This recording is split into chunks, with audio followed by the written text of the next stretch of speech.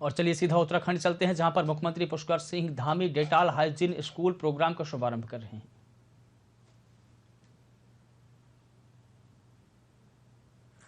कि स्वच्छता पाठ्यक्रम, हाइजीन करिकुलम और बाल बाटिका से जहां बच्चों का यह बताने का बच्चों का प्रयास किया जाना चाहिए कि किस प्रकार से व्यक्तिगत रूप से स्वच्छता हो सकती है, घर में स्वच्छता हो सकती है, स्कूल में स्वच्छता हो सकती है, आस पड़ोस में बीमारी के दौरान किस प्रकार की स्वच्छता का एक अभ्यास हम सबको होना चाहिए। और क्योंकि पिछले दिनों मैं एक शोध पढ़ रहा था, उस शोध में जो बच्चों का मस्तिष्क है उसका 85% विकास 6 वर्ष की आयु तक हो जाता है। इस स्थिति में बच्चों के शारीरिक एवं मानसिक विकास के लिए आरंभिक जो प्रारंभ के 6 वर्ष होते हैं वो अत्यधिक महत्वपूर्ण होते हैं। और मैं सच बताऊं तो मुझे बचपन में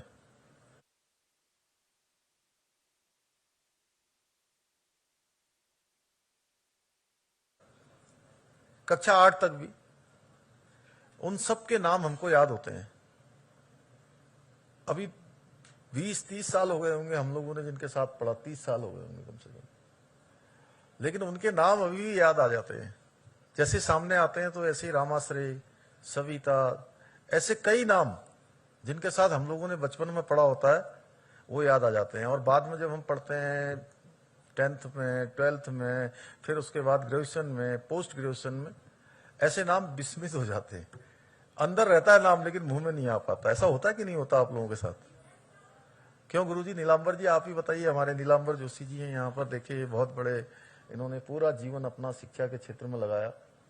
हमारे वहाँ पर प्रधानाचार्य भी हैं और शिक्षा का वो देखते हैं।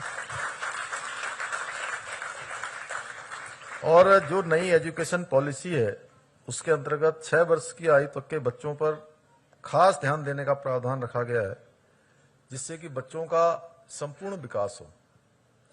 यही नई शिक्षा नीति की एक, मैं कहूं कि एक विशेषता है कि उसमें बच्चों को कैसे आगे किया जाएगा, कैसे उनका मस्तिष्क का विकास होगा, कैसा उनका शारीरिक विकास होगा, मानसिक विकास होगा, व्यक्तिगत उनका कैसे सोच बनेगी, कैसे वो हर क्षेत्र के लिए तैयार होंगे। नई शिक्षा नीति, नेशनल एजुकेशन पॉलिसी में इन सब बातों का विशेष ध्यान रखा गया है। और पिछले दिनों हमने देखा महामारी में कोई यदि सर्वाधिक बचाव का कारण बना है तो हमारी जो व्यक्तिगत स्वच्छता और व्यक्तिगत दिनचर्या है और हमारा हाइजीन सिस्टम ही था जिसने हमको इन सब से बचाने का काम किया है। जो हम बचपन से सीखते रहे कि पहले स्कूल से आना है तो हाथ धोने हैं, अपने सारे उसको जो है कपड़ों को बदलना है, ठीक प्रकार से उनको फटकना है। और पुराने समय में तो जो है खाना खाते थे तो चारों तरफ से वो कर देते थे, क्या जल डाल देते थे चारों तरफ, जिससे कि जो है कोई कीड़े मकोड़े ना आ पाए। ये हमारे यहाँ बहुत पहले से जो आज ज्ञान कर रहा है, विज्ञान कर रहा है या अनुसंधान कर रहा है। जैसे कल प्रधानमंत्री जी ने एक नया नारा दिया है, जय जवान, जय किसान, जय विज्ञान और जय अनुसंधान। तो ज्ञान विज्ञान ये जो आज कर रहा है, ये हमारे पूर्वज, हमारे ऋषि मुनि, जिन्होंने संपूर्ण दुनिया को ज्ञान देने का काम किया, विज्ञान देने का काम किया, शिक्षा देने का काम किया, उन सब लोगों ने बरसों बरसों पहले इन सब की पहले ही खोज कर दी थी, जिसको आज वैज्ञानिक लोग जिसको अनुसंधान से हमारे सामने ला रहे हैं या अनुसंधान करने के बाद जिसकी खोज कर रहे हैं, वो सब हमारी जीवन पद्धति हुआ करता था। उसी का कारण है कि हम लोग कहते हैं जब दुनिया के देश शिक्षा के बारे में ही नहीं जानते थे, आज शिक्षा के कार्यक्रम में चूंकि जहां डेटॉल का है, जरा हमारा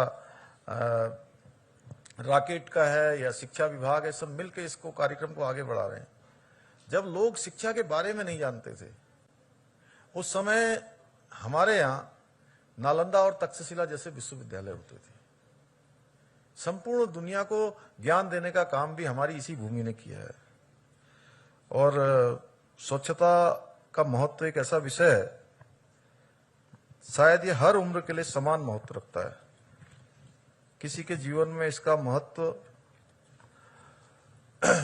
कम या ज्यादा विशेष तौर पर उतना ही है जितना कि एक छोटे से बालक के जीवन में होता है। स्वच्छता कभी व्यवहारिक तो कभी वैचारिक भी हो सकती है। जब बच्चा छोटा होता है तो हमें तभी से उसे अच्छी आदत सिखाते हैं जिनमें एक स्वच्छता भी शामिल होती है। ठीक इसी प्रकार से हमारे बच्चों को व्यक्तिगत सफाई के साथ साथ अपने परिवेश की सफाई भी सिखानी चाहिए। उन्हें बताना चाहिए कि हमारा क्या कर्तव्य है, सफाई में हम क्या कर सकते हैं। और स्वच्छता को लेकर मनुस्मृति में भी एक उल्लेख है। उसमें कहते हैं कि मात्र मृदा, जल, मिट्टी एवं पानी के माध्यम से शुद्धि प्राप्त कर लेने से कोई वास्तविक अर्थ में शुद्ध नहीं हो जाता। मनुष्य को स्वच्छता अपने मनसा वाचा कर्मणा में भी लानी चाहिए, तभी साकार रूप से हम एक अच्छे समाज को लेकर, महिला शक्ति के प्रति आदर भाव को लेकर, समाज के छोटे बड़े सभी के प्रति स्वच्छ मन से आदर भाव को लेकर एक विकसित भारत की कल्पना कर सकते हैं। जीवन में स्वच्छता का कितना महत्व है, यह हमारे देश के प्रधानमंत्री आदरणीय मोदी जी ने इसे समझाते हुए स्वच्छ भारत अभियान जैसे राष्ट्रीय स्तरीय कार्यक्रम चलाए और स्वयं वह सड़कों पर झाड़ू लेकर निकल पड़े। पूरे जन जन को यह संदेश देने का उन्होंने काम किया कि स्वच्छता हमारे जीवन का अभिन्न अंग है। अगर स्वच्छ भारत रहेगा तभी भारत की तरक्की होगी। और इसको लेकर जहां हर परिवार में शौचालय बने, उन्होंने स्वच्छ भारत अभियान चलाया। उसके लिए जो धनराशि दी जा सकती थी, धनराशि दी गई। तमाम प्रकार की परेशानियां देश के अंदर होती थी। 2014 से पहले हम कल्पना करें तो करोड़ों करोड़ों की संख्या में शौचालय के निर्माण का कार्य पूरा हुआ। ये प्रधानमंत्री जी की सोच थी कि बाहर खुले में शौच जाने पर कितने प्रकार के प्रदूषण हो सकते हैं, कितने प्रकार की बीमारियां हो सकती हैं, कितने प्रकार के रोग लग सकते हैं। उन सब से बचाव करने के लिए उसके साथ साथ पहले के समय में हमने देखा, अब नए बच्चे तो चूंकि ये नहीं देख रहे होंगे, लेकिन पुराने लोग सभी लोग देखते हैं, जहां परिवारों में बहुत ज्यादा अभाव है, घरों में शौचालय नहीं होते थे। आज भी बहुत सारे स्थान अभी, चूंकि अब तो जगह जगह सब जगह जो है वो शौचालय भारत सरकार ने बनवा दिए हैं प्रधानमंत्री मोदी जी के बनने के बाद। नहीं तो शौचालय न होने के कारण से कई लोग बीमारी के समय में भी पूरे समय अपना पेट दबा के बैठे रहते थे, शाम होने का, सुबह होने का इंतजार करते थे। उसके कारण से कितना स्वास्थ्य गड़बड़ होता था, कितनी प्रकार की कठिनाइयां होती थी, ये हम सब लोगों ने नजदीक से देखा है। खुले में शौच मुक्त बनाना, गंदगी के कारण कई सारी जानलेवा बीमारियां फैलती हैं। इससे बचने का एकमात्र तरीका है कि अपने घर, आसपास, क्षेत्र, स्कूल, कार्यालय, जहां भी हम काम करते हैं वहां सफाई रहे। उत्तराखंड राज्य के जनपद उधम सिंह नगर में विगत 2 वर्षों से डिटॉल बनेगा स्वस्थ इंडिया कार्यक्रम के तहत 346 विद्यालयों में स्वच्छता शिक्षा कार्यक्रम चलाए जा रहे हैं, जिसके कारण से एक स्वच्छ मन, स्वच्छ तन, स्वच्छ वातावरण और शिक्षा ग्रहण करने के साथ ही बच्चों में बीमारियों की कमी तथा स्कूलों में उनकी उपस्थिति में भी वृद्धि हो रही है। और हमारे जो नौनिहाल हैं उनको जो शिक्षा दी जा रही है, प्राथमिक शिक्षा, उस क्षेत्र के लोगों में अध्ययनरत नौनिहालों को परिवार में भी एक स्वच्छता के प्रति एक नया बदलाव दिखाई दे रहा है।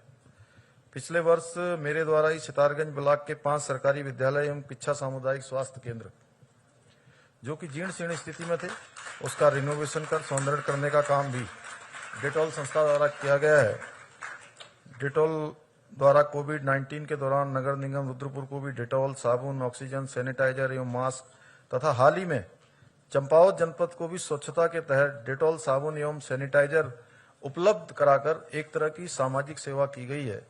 उसके लिए मैं रॉकेट इंडिया, प्लान इंडिया को मैं बहुत धन्यवाद करता हूं, साधुवाद देता हूं। शिक्षा महानिदेशक और निदेशक external affairs and partnership south Asia Bharat के बीच प्रदेश स्तर पर जो आज अभी एमओयू साइन किया जाएगा, कर दिया हमें किया गया है। एमओयू के सहयोग से हमारे प्राथमिक विद्यालयों के 5 लाख से भी अधिक बच्चों को स्वच्छता शिक्षा से लाभान्वित किया जाएगा। हाइजीन करिकुलम जैसे स्कूल दर स्कूल बढ़ता जाएगा, वैसे वैसे बच्चों में हाथ धोने, ज्ञान में सुधार, हाथ धोने के अभ्यास में वृद्धि के फलस्वरूप डायरिया जैसी बीमारी की प्रतिशतता में भी कमी के साथ ही स्कूल की अनुपस्थिति में भी निश्चित रूप से गिरावट आएगी। बच्चों के स्कूल में उपस्थिति बढ़ेगी और नई शिक्षा नीति के तहत स्कूली शिक्षा व्यवस्था का इंफ्रास्ट्रक्चर 4 हिस्सों फाउंडेशन, प्रिपरेटरी, मिडिल और सेकेंडरी में बांटा गया है। 14 वर्ष तक मुफ्त शिक्षा प्रत्येक बच्चों को प्रदान किए जाने का प्रावधान माननीय प्रधानमंत्री मोदी जी ने नई शिक्षा नीति के तहत निर्धारित किया है। इसके साथ साथ ग्लोबल सिटीजन बनने के साथ अपनी सभ्यता से जोड़े रखने, अपने पैशन को फॉलो करने, how to think, focus, multiple entry तथा एग्जिट की सुविधा सहित अनेकों चीजों का इसमें प्रावधान किया गया है। कक्षा 5 तक क्षेत्रीय भाषा में पढ़ाए जाने का प्रावधान नई शिक्षा नीति में शामिल कर माननीय प्रधानमंत्री जी ने नई शिक्षा को नए भारत का आधार स्तंभ बताया है। उत्तराखंड के प्राथमिक विद्यालयों के बच्चों में हाइजीन के स्तर पर बृहद सकारात्मक बदलाव हो, अच्छा वातावरण मिले, अच्छी शिक्षा मिले, इस हेतु सरकार भी संस्थाओं के साथ पूर्ण सहयोग के साथ कार्य कर रही है। और मैं ऐसा मानता हूं कि जितने भी हमारे इस प्रकार की हमारी संस्थाएं हैं, उन संस्थाओं का बहुत बड़ा सहयोग हम लोगों ने पिछले दिनों जब कोरोना महामारी आई थी तो देश के अंदर ऐसे अनगिनत हाथ आगे आए लोगों की मदद करने के लिए। और सरकार देखिए एक व्यवस्था है, सब कुछ सरकार नहीं कर सकती है। जब तक कि समाज का सहयोग न हो, सामाजिक संस्थाओं का सहयोग न हो, इस प्रकार के हमारे संस्थानों का सहयोग न हो, जब सबका सहयोग मिलता है तो निश्चित रूप से उसमें समग्रता आती है, समग्र बन जाता है। और समग्र जब कोई चीज बन जाती है तो फिर वो आसान हो जाती है। कोई भी रास्ता अकेले चलना कठिन होता है, लेकिन जब उस रास्ते में चलने वालों की संख्या बहुत अधिक हो जाती है तो पता नहीं लगता है कि रास्ता कब कट गया, कब मंजिल पास आ गई। तो इसलिए मैं आप सबका धन्यवाद करता हूं और साथ में आप सबसे यह भी अनुरोध करता हूं कि मैं जिन कार्यक्रमों में भी जाता हूं उन कार्यक्रमों में एक अनुरोध जरूर करता हूं कि 2025 में जब हम राज्य की स्थापना का 25वां स्थापना दिवस मनाएंगे, रजत जयंती वर्ष मनाएंगे, तो निश्चित रूप से चाहे रॉकेट हो, चाहे हमारी डिटोल संस्था हो, इन संस्थाओं से भी अनुरोध करूंगा कि 2025 के लिए भी, जैसे आज माननीय प्रधानमंत्री जी के नेतृत्व में हमने आजादी का अमृत महोत्सव मनाया और अब हम अमृत काल में प्रवेश कर गए हैं, इस अमृत काल में ही उत्तराखंड की स्थापना का रजत जयंती वर्ष भी आएगा। उस रजत जयंती वर्ष को मनाने के लिए भी आपकी तरफ से भी कोई न कोई ऐसा कार्यक्रम जरूर होना चाहिए जो हम लोग कहें, भटनागर जी, आसिफ जी, कि हमारे रॉकेट इंडिया ने, हमारे प्लान इंडिया ने और हमारे डिटॉल ने, इन लोगों ने मिलकर एक ऐसा कार्यक्रम किया है जिसको हम कहें पूरे देश में, देखिए उत्तराखंड के अंदर ये बेस्ट प्रैक्टिस के रूप में जाना जाए, देश के अंदर बेस्ट प्रैक्टिस के रूप में जाना जाए। अभी पिछले दिनों भारत की थिंक टैंक नीति आयोग की बैठक में माननीय प्रधानमंत्री जी के सम्मुख इस प्रकार से नई शिक्षा नीति के क्रियान्वयन हेतु उत्तराखंड राज्य की पूर्ण प्रतिबद्धता तथा निर्धारित टाइमलाइन का अनुपालन करना हमने सुनिश्चित किया और एक खाका मैंने माननीय प्रधानमंत्री जी के सामने रखा है। राज्य में जहां 4,457 लोकेटेड आंगनबाड़ी केंद्रों में बाल वाटिकाएं प्रारंभ हो चुकी हैं। राष्ट्रीय शिक्षा नीति के अनुपालन में विभिन्न कार्यक्रम, प्रवेशोत्सव, आरोही, कौशलम, आनंदम, विद्या सेतु इत्यादि संचालित किए जा रहे हैं। ऑनलाइन शिक्षा को बढ़ावा देने के लिए केंद्रीय स्टूडियो राज्य के समस्त 13 जनपदों में 500 विद्यालयों में वर्चुअल क्लासरूम की भी स्थापना की जा चुकी है। उत्तराखंड लोक सेवकों को विशेष करके पारदर्शी स्थानांतरण हेतु वार्षिक स्थानांतरण अधिनियम 2017 भी लागू किया गया है। 200 विद्यालयों में 8 व्यावसायिक शिक्षा पाठ्यक्रम भी प्रारंभ कर दिए गए हैं। उच्च शिक्षा में भी 2022-23 से राष्ट्रीय शिक्षा नीति 2020 को लागू कर दिया गया है। विद्यार्थियों को भारतीय संस्कृति और इंडियन नॉलेज सिस्टम से परिचित कराने के उद्देश्य से वैदिक विज्ञान, वैदिक गणित, भगवत गीता से प्रबंधन परिचय जैसे विषयों को भी सह पाठ्यक्रम में लागू किया गया है। उच्च शिक्षा के अंतर्गत राज्य में कुल 108 पाठ्यक्रम ऑनलाइन एवं ओपन डिस्टेंस लर्निंग माध्यम से संचालित किए जा रहे हैं। शिक्षण संस्थानों में शोध एवं स्टार्टअप को बढ़ावा देने के उद्देश्य से स्टार्टअप पॉलिसी को भी लागू किया गया है। इसके साथ साथ विचारों की श्रृंखलाएं, जिसमें कि विभिन्न क्षेत्रों में जो हमारे काम करने वाले विशिष्ट जन हैं, विशिष्ट महानुभाव हैं, जिन्होंने विभिन्न क्षेत्रों में बहुत सारी विशिष्टताएं प्राप्त की हैं, उन सभी को लेकर हम लगातार विचारों की श्रृंखलाएं आयोजित कर रहे हैं। 7 विचारों की श्रृंखलाएं अभी तक हम आयोजित कर चुके हैं। उन सबके विचार लेकर आगे के जो भी हमारे नीतिगत निर्णय हैं, सरकार के काम हैं, विकास का मॉडल है, रोड मैप है, उसको बनाने का काम हम सबके जन सहयोग से उसको आगे बढ़ा रहे हैं। तो आज के इस अवसर पर मैं आप सबका बहुत धन्यवाद करते हुए कि आप सब लोगों ने एक नई पहल शुरू की है, जिसको आगे बढ़ाने का काम आप सबके माध्यम से हो रहा है।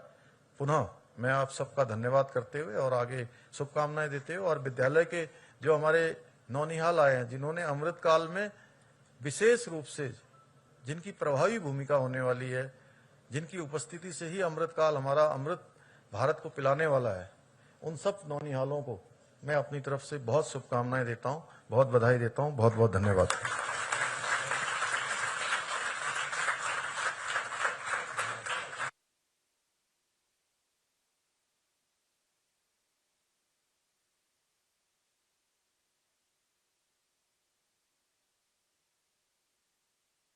मैं बताना चाह रहा था कि क्योंकि आपका शेड्यूल बहुत टाइट है और उसमें बहुत सारी चीजें हमने हटा दी। चंपावत में सर हमने तकरीबन 80,000 साबुन और 40,000 सैनिटाइजर, जो सैनिटाइजर आपके सामने रखा हुआ है, ये चीफ एजुकेशन ऑफिसर साहब को रिसीव करा दिया है और आजादी के अमृत महोत्सव पे इसकी शुरुआत वहां हो चुकी है। सर इसी के साथ, क्योंकि समय का अभाव है, तो मैं अनुरोध करूंगा कि लॉन्च, क्योंकि हमारा हाइजीन कॉर्नर यहां लगा हुआ है, इसको अनवील करना है आपके जरिए। आदरणीय मुख्यमंत्री महोदय से मैं अनुरोध कर रहा हूं कि